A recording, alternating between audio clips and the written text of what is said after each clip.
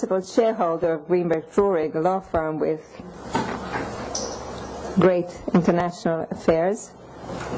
He began practicing corporate and securities law in 1982. He also co-chairs the firm's Israel practice and is a frequent business visitor to Israel. In addition to representing Israeli companies, Greenberg Traurig's Israel practice group provides assistance to companies through introductions to potential U.S. strategic partners, joint venture opportunities, and other business-to-business contacts. Bob's experience includes representing IVAX Corporation in its multi-billion merger with Teva Pharmaceutical Industries. Currently, Bob is representing various underwriters in public offerings, including public offerings of Israeli companies. Bob, the chair is yours.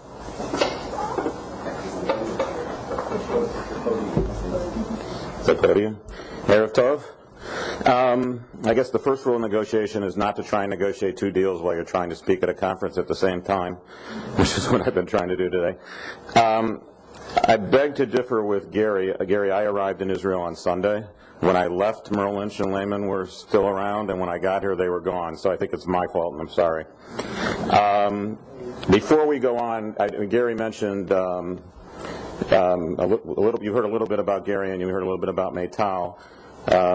Gary is a little modest. Gary is the chair of our corporate department, which is hundreds of lawyers across the world, not across the country, and he's primarily responsible for building that department to what it is today. And Maytal, if you would stand up, so everybody knows who you are. Maytal is the heart and soul of our Israel practice. That's sitting down, not standing up. You can stand. Thank you. Anyway, I don't have any 8-year-olds to tell stories about, so I won't be able to follow in that footstep. I have 4 boys, the youngest being 13. My 18-year-old likes to laugh at me whenever I'm with them and we're working on a deal when they want me to be doing something with them, primarily because sometimes the investment bankers that used to exist like to sometimes name deals by code names. And I think when we were working on the IVAX deal, I think the name was or something like that, and I would be in the car, and somebody would call me on the deal, and I would be talking about Ivory and whatever the other one was, and my kids started making fun of all the names I had for all my deals. All of us, the 3 of us, are here usually about 8 to 10 weeks in Israel. Another thing Gary really was the first one who started coming to Israel and asked me to join him when we started what was our Israel initiative. So I have to thank him for that, because and thank all of you who have helped to build our practice, because really it's been the high point of my career, and it's really turned my practice around to be here in terms of not only accomplishing what we've accomplished, but the feeling of being in the Haaretz. So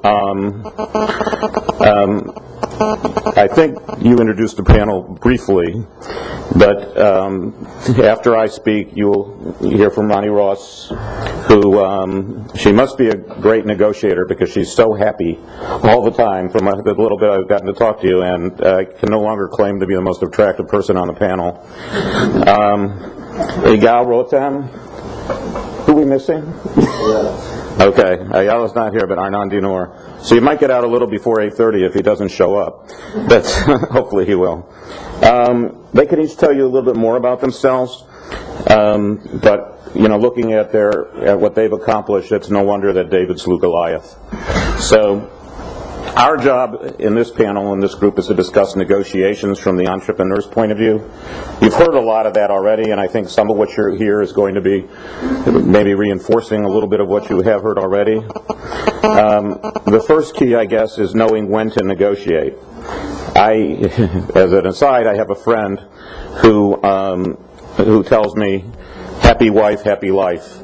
And so he never negotiates with his wife. I have unfortunately not learned that lesson, but they say a lawyer who represents himself has a fool for a client. So my job is to be a little more general. I'm going to talk a little bit more about some experiences, in particular certain types of examples, maybe some of which will be a little extreme, and try and help a little bit in how to get a good agreement. I think you've heard some of this to some extent, so I'll try to be as non-repetitive as possible. But some of you also weren't here in the beginning. The agenda tells you a little bit more specifically what our other speakers are going to talk about. And the principles about, that we talk about in negotiation really apply to all types of agreements for the most part, M&A, distribution agreements, joint venture, OEM, etc., investments. But before we get to that, the key to any negotiation is being able to get there in the first place. So it's what happens that gets you there. In Israel, a number of there are individuals or companies or entities that have access or are fortunate enough to know where to go or have the experience in the industry. But so many of the companies that we meet with, and even some of the VCs and the law firms, etc., the question is really, how do I find the right party or the right partner or how do I gain that access?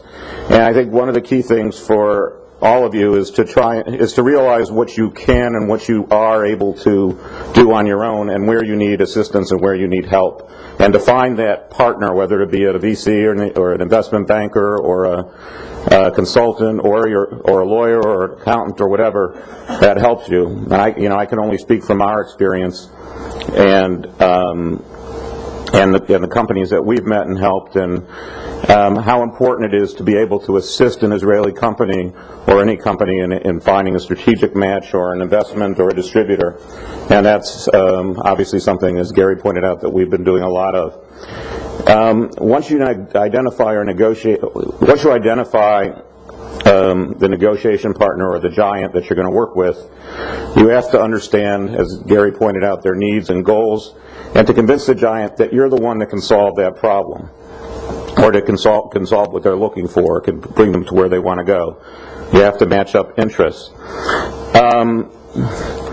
Usually you're going to be dealing with a company that doesn't have the need to move as quickly as you do. Usually you're going to be dealing with a company that is bureaucratic. You're going to have to figure out where to go and who the right person is to go to in that company to get to where you want to go. And they're going to move slower than you are no matter what. But as an example, one of our early, in terms of meeting a need, and this was not necessarily a business need, but one of our early companies that we worked with in Israel, we introduced to actually one of Gary's clients who was interested in investing in the company and distributing its products throughout Latin America. Unfortunately, for this client, the client was Orthodox, and his one requirement was that nobody work on Shabbat in the company. So what does the guy do? He calls our client at 4:00 p.m. Friday, Miami time, and then tries to tell him that it's not Shabbat. In Israel, it hasn't gotten dark yet; it's only 11 o'clock. That ended the negotiation, unfortunately, and that was one of our first lessons on making sure we were careful in putting people together and making sure they understood each other from an Israeli-U.S. point of view. But to get through the target company, to get through that target company, or to get through with any of these giant companies, one of the things that you really need to have is, in my opinion, is you need to find a champion in that company who's going to push your product or push what you're trying to accomplish or your merger, etc. And the key is that champion not only be someone who's really interested in you, but somebody who has the ability to get it done. So it's someone with power or with authority who can actually make things happen in the giant company that you're looking at, within the confines of what it takes to get something done there. You need to establish that you're unique to that company and unique in the way you benefit them, and you need to watch out for the giant that is really looking to find out what you have and more of a discovery mission. Gary touched on this a little bit in terms of confidentiality agreements and things along that line. I'm in the process of a negotiation now with actually a group of Israelis who have a company that's probably going to sell. It's located in Florida and probably going to sell in the hundreds of millions of dollars. They've hired an investment banker. Had probably 50 NDAs go out. 2 or 3 of their competitors were very hot on trying to sign an NDA, but they were very reluctant to agree to not soliciting employees or to any length of time in terms of not using confidential information. And we learned two things. One, our client decided not to sign the NDA with them, and they decided not to go forward, so we figured that they were really not interested in the acquisition and more interested in really finding out what they could about their competitor. And two, my client learned something that I have experienced a number of times. The investment banker was really pushing for us to go forward because their interest was really getting a deal done from the point of view of this is another prospective buyer, maybe I can get the deal done, et cetera, as opposed to really worrying about what was in the client's business best interest. And that's sometimes something that you will deal with when you're dealing with the investment bankers. Getting to a good agreement. We talked about knowledge. We talked about a little bit about preparation and confidence being key. And I think also, especially if you're doing an agreement where you're going to be continuing with the company or you're matching, you're going to be working with someone as opposed to an M&A deal, culture is critical. You have to have cultures that match up, and you need to pay attention to what the culture of that company is and whether it's a culture that you can work with. You also have to be realistic. I'd say about 20 years ago, in terms of knowledge and confidence, and I think Ed started out this conference with talking about chutzpah. One of the best chutzpah clients I ever had was a company that came to me about 20 years ago. Thought he was going to go out of business, but he was in the human resources for the medical industry, and he was going to try this one last thing. It was called travel nurse. He called it travel nursing, which was placing nurses in hospitals for 13 to 26 week periods, where hospitals had shortages. They would send nurses to Florida or Hawaii or California, and if it didn't work, we were going to liquidate the company and figure out what to do because he kept losing money on it. A year and a half later, almost 2 years later, he comes back and he's hired an investment banker. This business took off like crazy. We're talking 20 years ago, so when the investment banker said he could probably get maybe close to $20 million for the company. So we started the process, and this guy had more chutzpah than anybody I ever saw. He's strict, Protestant, hard-working guy. He's in his will, he's not leaving any money to his kids because he wants them to learn he wants them to earn it themselves, et cetera, et cetera. And they came in, he noticed, and we all noticed right away that the companies that were bidding, which were giants, there were 2 or 3 of them, were very eager to buy his company. By the end of and he just kept saying, I want this, I want this, I want this, and he got it. At the end of the day, we sold the company for $50 million, and they paid his taxes. And this was a company that the investment bankers had valued at $20 million. So I think some of you may be able to talk about something similar to that, but chutzpah is really very important. And if it's smart chutzpah, you've got to have the product and you've got to have something to deliver. Interestingly, 2.5 years later, we represented a brother and his sister and their spouses the sister had worked at the same company and had thought that this was a really great idea. And because there wasn't a lot of IP here, this was just a service business. So she waited out her non-compete, started the same business, and they sold their company 2.5 years later for $100 million. So that has nothing to do with our subject, but I just thought it was interesting to tell you. Anyway, confidence that is arrogance can blow a deal. Again, in our early days in Israel, we found a financial partner that was very interested in investing in a company here. The company had worked very hard and called us on several occasions to try and find them someone to invest in the company.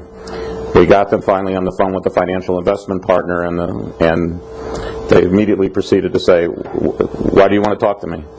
And they had totally turned it around and were trying to negotiate before we even got to the point of finding out if there was anything there for interest. They totally turned off the financial partner and they lost that deal after the first phone call. So another thing that's important, and I'm trying to pick up on things that weren't talked about that much in the earlier conversations,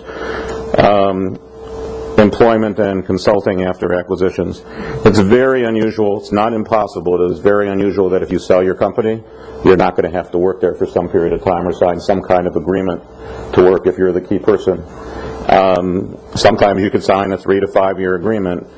The truth is that statistics show that 50% of the people that sign those agreements don't last more than a year. But so what's really important is if you're dealing with your purchase price and and Gary alluded to this in another deal, and you're going to have an earnout, make sure you are satisfied, as Gary pointed out, with the money you're getting up front, and you're not going to be dependent on that earnout to make sure that that you get the consideration that you want out of the deal. I guess one other issue these days is, will the giant be around to pay at the end of the day if you get the earnout? So you need to be careful about that too. Leadership. I don't think that's been touched on that much. A lot of entrepreneurs like to be the main negotiator. Not all of them do. Some of them put somebody in there. Sometimes it's a lawyer, sometimes it's a CFO, sometimes it's somebody else. But there should be one owner of the process. Again, about 15 years ago, I would say, and I hate to say it was this many years ago because I still think I'm 17, but nobody else does, unfortunately. Battery company in Latin America that we represented, the CEO, chairman of the board, hired us to try and negotiate a deal with a public company that was interested in acquiring the company. He had some directors. This board was about as dysfunctional as a board as you could find. They all hated each other.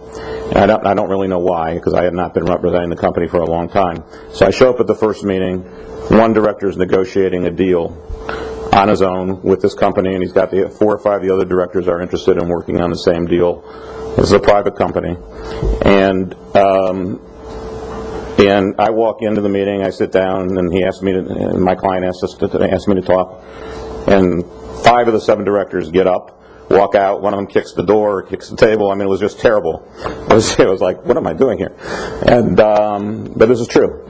And one of them stayed. We talked to the one who stayed. The guy who was negotiating the deal had a lawyer who was helping him. If they had signed that contract, they would have gotten whatever they got out of the deal and probably had to pay it all back because there were so many holes in the contract and the reps and warranties, and the schedules were missing everything that could have possibly protected them.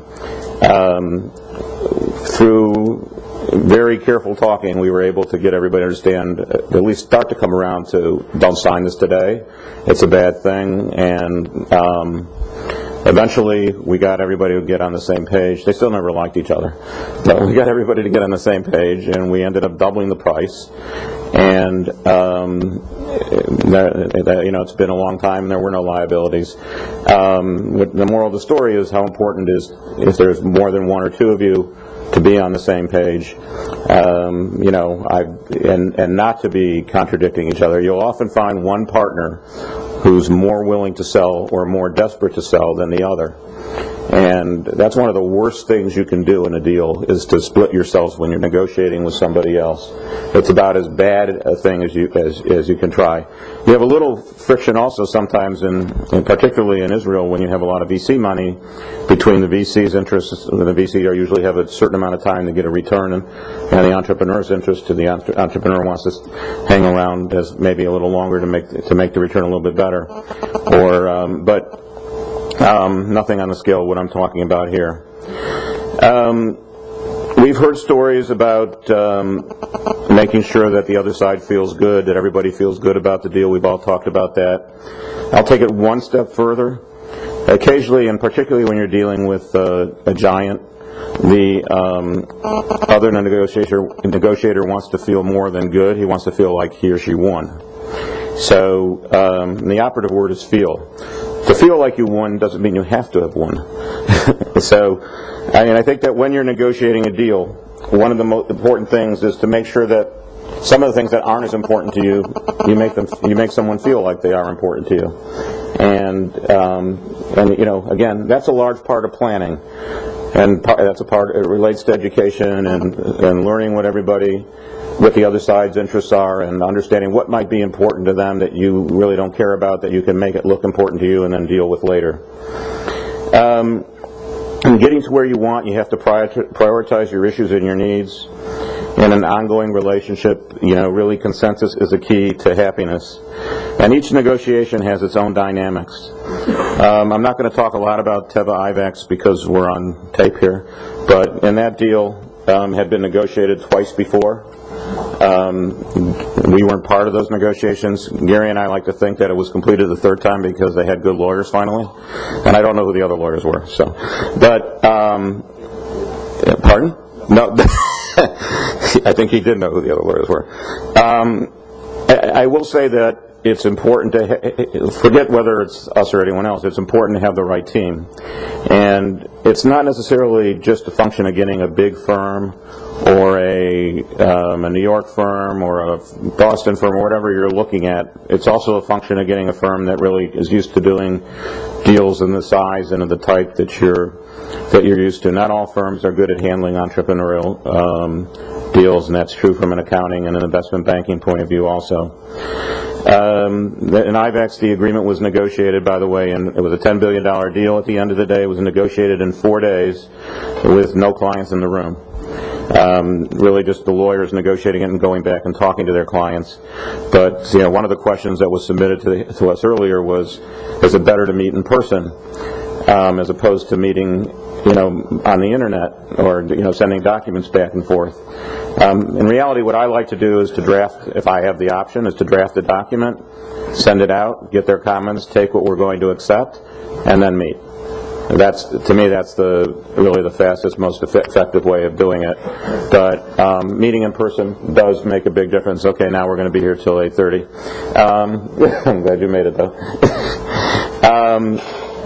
Anyway, and the key to negotiation, again, I think there are a lot of keys, and I'm not going to really focus on one.